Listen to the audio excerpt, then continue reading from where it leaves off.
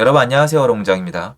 제가 오랫동안 다뤄왔던 주제인데요. 지금 주택시장이 가지고 있는 큰 문제점 중에 하나예요. 그리고 제가 앞으로 팔로우업을 한다고 말씀을 드릴 만큼 23년도에 해결이 안 되면은 더욱더 심각하고 큰 문제로 번질 수 있는 부분입니다. 기사로 나왔는데요. 빌라에서 아파트로 점점 퍼진다는 기사 내용이 나왔습니다. 같이 한번 보시죠. 시청하시기 전에 구독하기, 좋아요, 멤버십 부탁드리고요. 멤버십은 매주 토요일 라이브를 진행하고 있습니다. 내 전 재산이 한순간에 집값 10%에서 20% 하락된 깡통 전세 쏟아진다. 올해 하반기 기준 추정이고요. 8건 중 1건이 깡통 전세 전락이 가능하고 대구 같은 경우에는 3건 중 1건꼴이라고 합니다. 이게 팁을 드리자면 대구도 많이 내려가고 세종시도 많이 내려갔는데 대구만 이렇게 심각한 이유는 전세가가 높았기 때문이에요. 오늘 말씀드릴 부분 중에 하나예요. 요 정도 읽어보시면은 전반적인 내용이 일단 아웃라인이 나옵니다.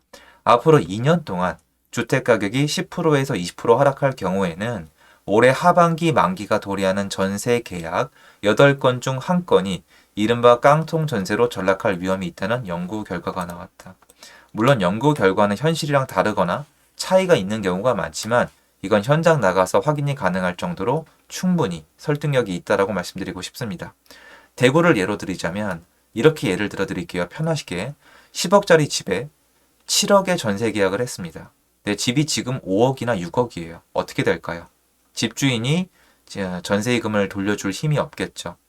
물론 집주인을 탓할 수도 있고 지금 여론이나 대외적으로 집주인을 탓하고 있는 분위기가 맞고 집주인의 잘못이 맞죠.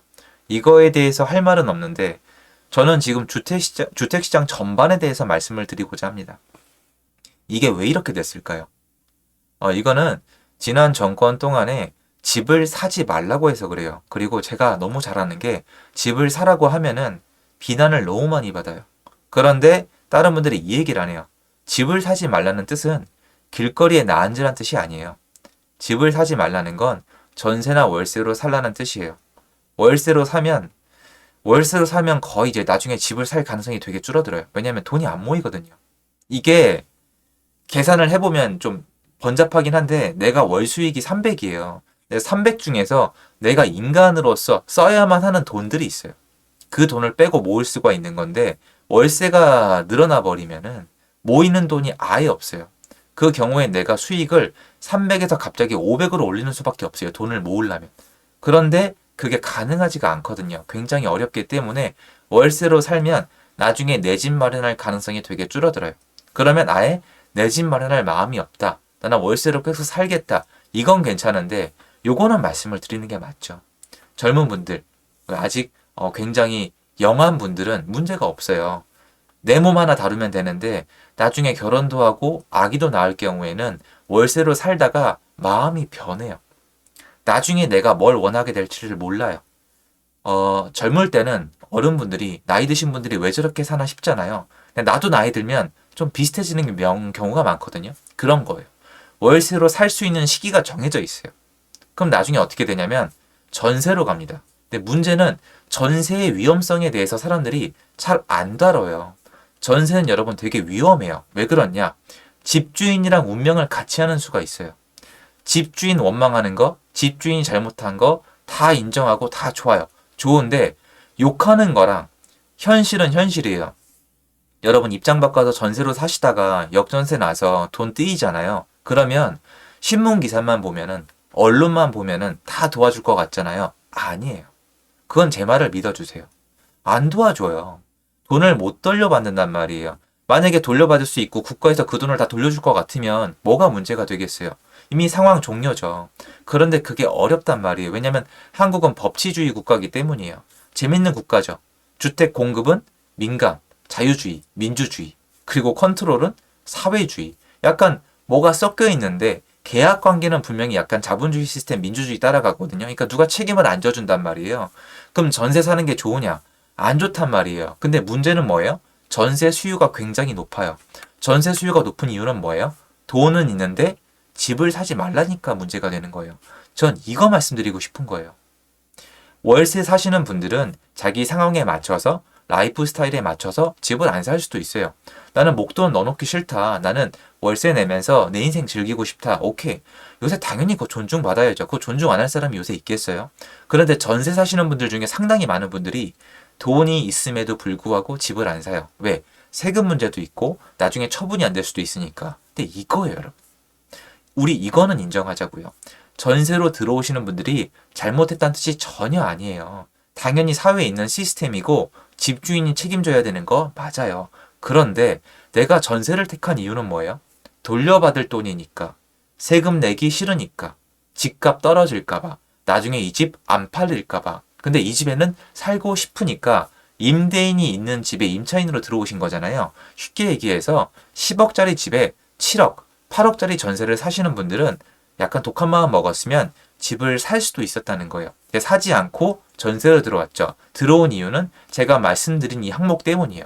그런데 요거를 좀 인정을 하자는 거예요. 여러분이 지기 싫었던 이 부담을 집주인은 지어요.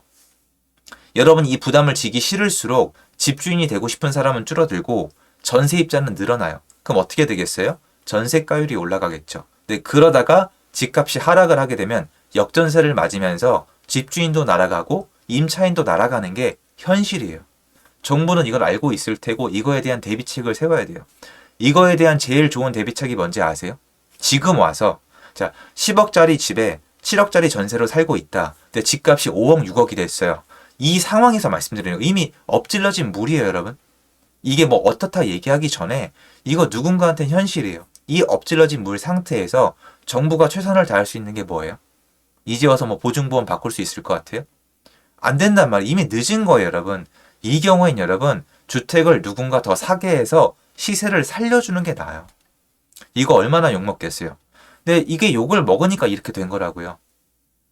여러분 집 사지 말라는 분들 이게 엄연히 따지면 테크니컬하게 들어가면 집 사지 마라. 집 사면 안 된다. 이제 하락한다. 그러니까 전세 살아라 한 분들 있잖아요. 여기에 대한 책임이 있어요. 있다니까요. 내 집 마련하는 분들이 꾸준히 있었으면 이 주택에 대해서 규제를 그렇게 하지 않았으면 갑자기 대출 중지를 하지 않았으면 대외적으로 긴축이 이렇게 급격하게 오지 않았으면은 지금 역전세 안 난단 말이에요. 그럼 이거에 대한 책임은 누가 질 건데요? 이것도 무조건 집주인 책임인가요? 어차피 집주인이 책임지게 돼 있어요. 제가 얘기 안 해도. 그런데 사회적 시스템이 이런 일을 겪고도 변하지 않을 거라는 거예요. 이런 상황을 모면하고 싶으면은 집 살 사람은 집을 사도록 충분히 집을 사면은 건설사가 충분히 공급을 하도록 유도를 하고 상황이 안 되는 분들은 안정되게 전세로 살도록 시스템을 보완하고 월세 사시는 분들은 월세를 살도록 해야 되는데 지금 어떤지 아세요? 월세는 폭등하고 있어요. 지금 못 느끼시겠지만 여러분 이제 돈 안 모여요. 맞벌이 부부 늘어날 거예요. 여유 자금 없어요. 그리고 전세 사시는 분들은 덜덜 떨면서 걱정하고 있어요. 만기에 대해서. 왜? 분명히 여기 보면은 상관없는 분들은 집주인 욕하고 속이 시원하시겠지만 임차인 분들은 지금 살얼음 판이에요. 그리고 임대인들은 지금 마음에 앙심이 생겨 있어요. 왜? 세금 뜯어가. 이자 뜯어가. 임차인은 또 책임을 져야 돼. 물론 본인이 잘못한 거 알고 있지만 사람이 궁지에 몰리면은 독한 마음을 가지게 돼 있거든요. 그러니까 집주인도 슬프고 전세입자도 슬프고 월세입자도 슬픈 거예요. 아무도 웃고 있지 않아요. 근데 이런 기조가 왜 생긴지 아세요? 과도하게 정부가 지난 정권 동안 시장에 개입했기 때문이에요. 집 사지 말라면서요. 집을 매수하지 말라면서요. 영끌하지 말라면서요. 그런데 그 말 듣고 전세 살다가 역전세 나신 분들은 책임져 줄 거예요. 또 이런 얘기 나오겠죠. 그게 왜 국가 책임이냐? 임대인 책임이지. 집주인 책임질 거 맞아요. 그런데 국가가 제가 아까 말씀드렸잖아요. 공급은 그러니까 민간 건설사에서 민주주의적으로 하는데 컨트롤을 국가가 했지 않습니까? 그러면 시스템이 이렇게 몰락한 거는 국가 책임이 있지요. 근데 아무도 손가락질 하지 않을 거니까 아무도 신경 안 써요. 여기다가 뭐 국가가 도와주겠다, 보증보험 시스템을 더 올리겠다, 허그에 돈을 더 넣겠다? 그게 지금 무슨 소용이 있는데요? 앞으로 이 일 줄지 않아요, 여러분. 역전세 줄지 않아요. 전세 사기까진 모르겠는데 전세 사기는 줄여야죠. 사기꾼들 잡아 넣어야죠. 그런데 사회가 집을 못 사게 하면 공급도 안 되고요.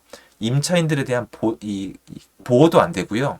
월세가 계속 올라가면서 사람들의 주거의 만족도나 아니면 실제로 사용할 수 있는 가처분 소득이 늘지도 않아요. 아무도 좋지 않아요. 예전에 한 달에 거래량 5천 건, 6천 건 넘어서 10,000건 넘어도 주택시장 문제 없었어요. 오히려 나중에 전세시장에 문제가 생겼었죠. 전세시장 해결하면서 매매 가격 올라갔어도 별 문제 없었어요. 여러분 혹시 그거 아세요? 집 가격이 계속 올라왔어도 큰 문제 없었어요. 사람들이 굉장히 뭐라고나 할까요? 슬퍼져서 문제죠. 굉장히 분노해서 문제죠. 이게 문제인 거예요. 그리고 요새 또 자극적으로 나오죠. 신혼부부. 집값 올라가면은 혼인율 떨어진다고. 그럼 여러분 지금 22년 동안 혼인율이 올라갔나요? 집값이 많이 내려갔거든요. 23년도에 집값이 내려가면 더 올라갈까요? 그리고 알죠. 집이 큰 부담인 거. 아는데 저도 그거에 대해서는 되게 조심스러운 접근인데 지금 가격이 많이 올라갔다 내려가는 건 아파트거든요, 여러분. 근데 저희 부모님 세대한테 한번 여쭤볼까요? 신혼부부가 아파트에서 꼭 시작을 해야 되나요? 어떻게 생각하세요?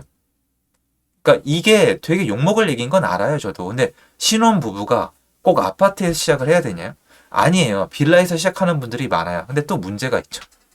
빌라 들어가서 빌라 사잖아요. 그럼 아파트 청약권이 없어져요. 미친 세상이죠. 그럼 빌라 들어갈 때 누가 사요? 전세 들어가지. 그럼 뭐가 생겨요? 역전세가 생기죠. 빌라 전세 수요는 넘치는데 매매 수요는 없거든요. 아파트도 매매 수요는 없는데 전세 수요는 많거든요. 그럼 어떻게 돼요? 매매가는 못 오르고 전세가만 올라가잖아요. 그러다가 만약에 뭔가 문제가 생기면 빵하고 역전세가 터지는 거예요. 이 문제가 23년도에 심화가 안 되겠어요? 심화가 되죠. 임대인 욕하는 거, 집주인 욕하는 거, 집값 올라가는 거 욕하는 거 다 좋아요. 사실 저도 욕해요, 사람이라서. 그런데 시스템은 언제 바꿀 건데요? 시스템을 바꾸려면 국민 여론이 형성이 돼야 될 거 아니에요. 전혀 형성 안 되고 있어요. 이 문제도 해결 안 될 거예요. 여러분 지금 또 정부가 약간 뭔가 완화를 해서 집값 올린다고 손가락질하고 욕하고 난리거든요. 그런 분들 이거 어떻게 해결할 건데요? 절대로 여러분 이건 제가 분명히 제 철학관을 말씀드리는데 이 문제에 대해서 집주인만 손가락질 하시는 분들이 있잖아요. 이건 시스템에 대한 이해가 아니에요. 미국이 위대한 나라인 이유는 시스템 때문이지 사람이 아니에요. 사람이 나쁘다. 사람이 나쁘다. 당연히 가능해요. 처벌해야죠. 그런데 우리의 삶은 나아지지 않아요. 우리 삶이 나아지는 방법은 시스템을 개선하는 건데 시스템을 개선하자는 사람은 아무도 없어요. 다 사람만 욕해요. 그냥 혐오의 국가인 것 같아요. 남녀가 서로 욕하고 임대인, 임차인 서로 욕하고 의사랑 간호사가 서로 욕하고 얘랑 쟤랑 욕하고 그 사이에서 누군 표만 빨아먹고 이런 세상이 좋으세요? 전 아니라고 생각을 하고요. 이게 만약에 개선이 안 되는 만큼 이 문제는 사라지지 않고 계속 심화될 거예요. 그러면 올해 여러분, 올해 주택에 대한 계약을 형태를 선택하는 여러분 잘 선택을 해주세요. 지금 전세 계약하는 게 옳을까요? 매매 계약하는 게 옳을까요? 월세 계약하는 게 옳을까요? 아무도 행복하진 않지만 잘 생각을 해보세요. 나한테 뭐가 제일 좋을지. 이거는 알고 계약을 하셔야 돼요.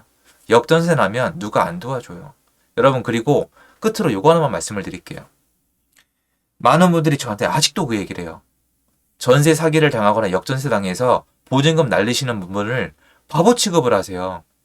그러게 보증보험을 들었어야지, 대항력을 알아야지, 확정일자를 받았어야지, 법무사를 썼어야지. 아니라니까요.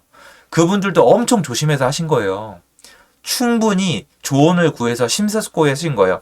천지분간 못하는 부동산 말 한마디에 넘어가는 바보분들이 아니라고요. 알아볼 거 알아봤는데 이게 시스템이 전반적으로 변하지 않으면은 틈새는 벌어질 수밖에 없어요.